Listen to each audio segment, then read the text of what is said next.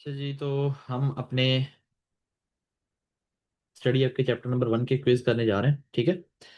सो एक एक करके हम सारे चैप्टर्स के क्विज भी कवर करेंगे। अच्छा, क्विज को कवर करने से पहले आपको थोड़ा सा ये समरी पढ़ लेनी है ताकि आप क्विजेस के आंसर कर सको। Business is an organisation that aim to make profit for its owner. Business एक ऑर्गेनाइजेशन होती है जो कि अपने ऑनर्स के लिए प्रॉफिट बनाती है। Business take many form including owner manage, sole trader, partnership और इनकॉर्पोरेट एंटिटीज। बिजनेस की डिफरेंट टाइप्स होती हैं। सोल ट्रेडर होता है, पार्टनरशिप होता है, कंपनी होता है जिसे इनकॉर्पोरेटेड एंटिटीज कह रहे होते हैं, इसको कंपनी बोला जाता है। Sole trader are personally responsible for liable of the business. Sole trader जो होता है उसको सारे के सारे डेट के लिए वो लाइबल होता है। While the owner incorporated entities are not, यानी कि जो कंपनीज के ऑनर होते हैं, जो लिमिटेड कंपनीज के ऑनर्स होते हैं, वो एंटाइटल नहीं होते उनको। वो अपने डेट के लिए लायबल नहीं होते। उन वो सिर्फ उतनी अमाउंट के लायबल होते हैं जितने कंपनी में इन्वेस्टमेंट है। उन्होंने पर्सनली अपनी जेब से कुछ नहीं देना होता, जबकि सोल ट्रेडर पर्सनली भी लायबल होता है। Book keeping is the act of recording financial transaction. Book keeping का मतलब आप फाइनेंशियल ट्रांजेक्शन को रिकॉर्ड कर रहे हो। Accounting is the use of the information compiled by the bookkeeper to prepare the financial statement of the organization. Accounting is the use of financial information. Accounting use है financial information का by bookkeeping। bookkeeping के जरिए जो आपने की है, जिससे हम फाइनेंशियल अपने स्टेटमेंट्स बनाते हैं। Types of financial transaction, sale होती है, परचेज, पेमेंट, रसीद, पेटी कैश, पेरोल, ये सारी की सारी आपकी फाइनेंशियल ट्रांजेक्शन्स है। The statement of profit and loss shows the performance of business detailing the sales and revenue of the particular period. देखो, जो एसपीएल होती है, हमने एसपीएल देखी हुई है। एसपीएल आपको बताती है कि आपकी सेल्स इतनी है, आपकी एक्सपेंसेस इतने हैं, आपकी कॉस्ट इतनी है, आप रेवेन्यू इतना कमा रहे हो। ठीक है। The statement of financial position show asset, liability, capital of the business. Statement of financial position भी हमने देखी हुई है, जिसमें हमें पता चलता है कि आपके एसेट्स इतने हैं, आपकी liability. Statement of financial position में जनरली हमारे पास तीन ही चीजें होती हैं। तो first assets, liabilities and capital, और assets equal to liability plus capital हमें करना होता है। ठीक है। An asset is an present economic resource controlled by an entity as a result of past event. एक ऐसा इकोनॉमिक रिसोर्स है जो कि एक एंटिटी कंट्रोल कर रही है और जो कि बना है किससे, पास्ट इवेंट की वजह से। An economic resource is the right that has potential to produce economic benefit. और वो एक ऐसा रिसोर्स है, एक ऐसा एसेट है हमारे पास, एक ऐसा रिसोर्स है जिससे हमारे पास राइट्स मौजूद हैं और हम उससे पैसा कमाते हैं, इकोनॉमिक बेनिफिट्स लेते हैं। Liability is a present obligation of the entity to transfer an economic source as a result of past event. Liability क्या होता है? एक प्रेजेंट ऑब्लिगेशन है जो कि आपके किसी पास्ट इवेंट की वजह से आप पर आई है। Capital is the net assets of the business. Net assets, आपके पास कैपिटल को नेट एसेट्स बोला जाता है। Net assets are the different between assets and liability. देखो, अकाउंटिंग क्वेश्चन अगर हम रीअरेंज करें, assets minus liabilities equal to capital होता है, और कैपिटल को हम अपना नेट एसेट भी बोलते हैं।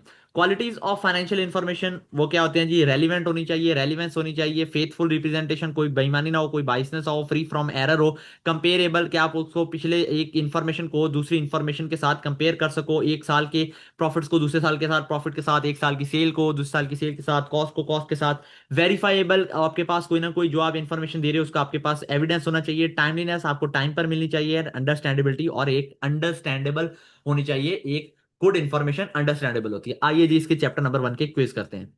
तो क्विज पे क्लिक करने के बाद आपको स्टार्ट पे क्लिक करना है। अच्छा, इसको थोड़ा सा ऊपर रखते हैं। ये आपके पास यहाँ देखें, इस क्वेश्चन के लिए, जिस क्वेश्चन के लिए आप कितना टाइम लगा रहे हो और टोटल टाइम आपके पास कितना है। ठीक है। आप क्विज को पॉज भी कर सकते हो।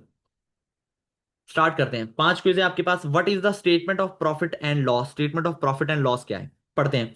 It is the financial statement of the business financial position at the point in time. नहीं सर, जो आपकी statement of profit and loss है वो आपको रेवेन्यू, कॉस्ट और एक्सपेंसेस बता रही होती है। ठीक है। ये तो फाइनेंशियल इंफॉर्मेशन, ये तो स्टेटमेंट ऑफ फाइनेंशियल पोजीशन की बात कर रहा है पहले पॉइंट में, तो पहला पॉइंट गलत हो गया। It is a report of business asset, liability and capital balance at the end of year. ये भी स्टेटमेंट ऑफ फाइनेंशियल पोजीशन होती है, ये एसपीएल नहीं होती। It is a summary of individual ledger accounts of the business. No sir, ये तो आपके लेजर्स होते हैं, आपके टी काउंट होते हैं। It is the financial statement showing the financial performance of the business of the period. जी हाँ, आपकी कंपनी की फाइनेंशियली फाइनेंशियली आपकी कंपनी इस टाइम कहां पर स्टैंड करती है, उसके पास क्या प्रॉफिट्स हैं, क्या लॉसेस हैं, ये शो करते हैं आपका statement of profit and loss. तो ऑप्शन नंबर डी चूज करेंगे। ये डी पे क्लिक करें एंड कंफर्म कर दें। विच of the following is a current asset? Current asset ऐसे एसेट्स जो कि 12 साल से कम अरसे के अंदर अंदर आप यूज कर लेते हो। सबसे पहले कैश। जी हाँ, यही आंसर है हमारा। कैश हमारा करंट एसेट होता है। व्हीकल, ये हमारा नॉन करंट एसेट होता है। बैंक लोन एक लाइबिलिटी होता है, और मशीनरी ये भी हमारा नॉन करंट एसेट होता है। तो ऑप्शन नंबर ए ही हमारा करेक्ट आंसर है। Which of the following type of financial information would enable monitoring of business revenue and cost by the owner. देखो कौन सी फाइनेंशियल इंफॉर्मेशन जिसमें आपका ऑनर आपके बिजनेस के रेवेन्यू और कॉस्ट को देखता है। तो स्टेटमेंट ऑफ फाइनेंशियल पोजीशन नहीं, कंपनी यहां पर तो एसेट लायबिलिटी और कैपिटल देखा जाता है। Statement of profit and loss, जी हाँ, this is statement of profit and loss. यहां पर कंपनी का जो ऑनर है वो बिजनेस के रेवेन्यू और कॉस्ट जितनी भी लगा रहा है बिजनेस वो देख सकता है। ठीक है। स्टेटमेंट ऑफ कॉम्प्रिहेंसिव इनकम ये और होती है, ये भी हमारा टॉपिक का पार्ट नहीं है। एंड डी इन्वेंटरी रिपोर्ट्स, ये भी यहाँ पर भी इन्वेंटरी रिपोर्ट में भी हमारे पास एसेट्स होते हैं, नॉट के रेवेन्यू एंड कॉस्ट। तो ऑप्शन नंबर बी आंसर आएगा। In relation to the qualities of financial information which of the following best describe quality of relevance. Relevance क्या होता है? क्वालिटी ऑफ रेलिवेंस, कौन सी चीज आपकी क्वालिटी ऑफ रेलिवेंस को डिफाइन कर रही है? ठीक है, तो देखते हैं। Information that is up to date, देखो अप टू डेट इंफॉर्मेशन को क्या कहते थे हम सर? ये टाइमलीनेस, कि आपको टाइम पर इंफॉर्मेशन मिले, तो ये this is not relevance. Information can be compare to prior period, तो ये तो कंपेरेबिलिटी होता था, this is not relevance.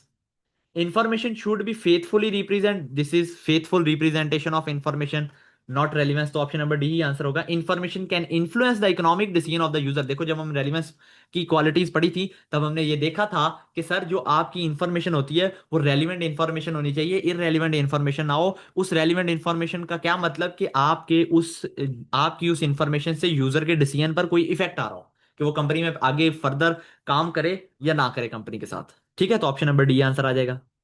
Which of the following is true about sole trader? Sole trader is are not generally liable for debt of their business. No, debt तो हर बंदे ने देना है। वो तो कंपनीज होती हैं, वो पर्सनली लायबल नहीं होती, वो भी लायबल होती हैं लेकिन पर्सनली लायबल नहीं। तो ऑप्शन नंबर ए गलत है, सोल ट्रेडर लायबल होता है। Legally there is no difference between the owner and business.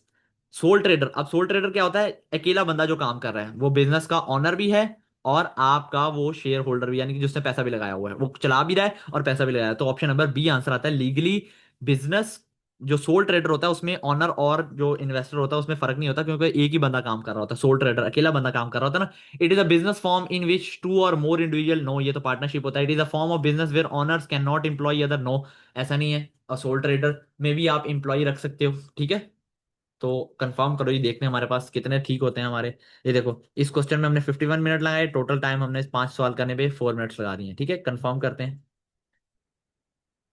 तो देखें जी, आपके चारों पांचों के पांचों सवाल आपके बिल्कुल ठीक हैं, सारे के सारे करेक्ट हैं। ठीक है जी, 100% करेक्ट हैं। Question taken 5 out of 5। Average time पर क्वेश्चन 48 सेकेंड्स।